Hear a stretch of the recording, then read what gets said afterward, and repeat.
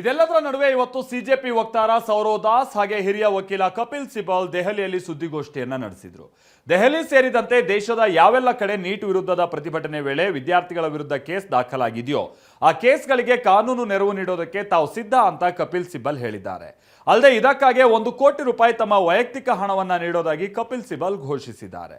ಇನ್ನು ಸೌರವ್ ದಾಸ್ ಮಾತನಾಡಿ ಎಲ್ಲೆಲ್ಲಿ ಕಾನೂನನ್ನ ದುರ್ಬಳಕೆ ಮಾಡಿಕೊಂಡು ಶಾಂತಿಯುತ ಪ್ರತಿಭಟನಾಕಾರರ ಮೇಲೆ ಸುಳ್ಳು ಕೇಸ್ಗಳನ್ನ ಹಾಕಲಾಗ್ತಾ ಇದೆಯೋ ಅಲ್ಲೆಲ್ಲ ನಾವು ಅವರ ಬೆಂಬಲಕ್ಕೆ ನಿಲ್ಲೋದಕ್ಕೆ ಅನುಕೂಲ ಆಗುವಂತೆ ಒಂದು ವೆಬ್ಸೈಟ್ ಅನ್ನ ಮಾಡೋದಾಗಿಯೂ ಕೂಡ ಹೇಳಿದ್ದಾರೆ.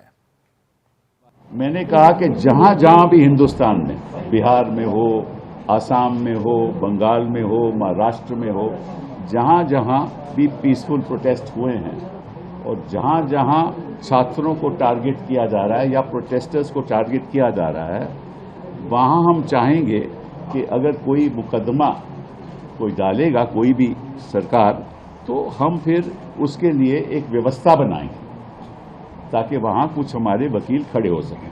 फिर ये लोग वेबसाइट बनाएंगे, मैं नहीं करूंगा, ये लोग खुद वेबसाइट बनाएंगे.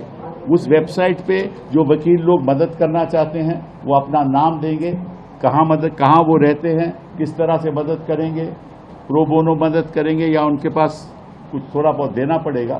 तो इस संदर्भ में मैंने कहा है कि मैं अपनी ओर से 1 करोड़ रुपया दूंगा, अपनी ओर से 1 करोड़ रुपया दूंगा.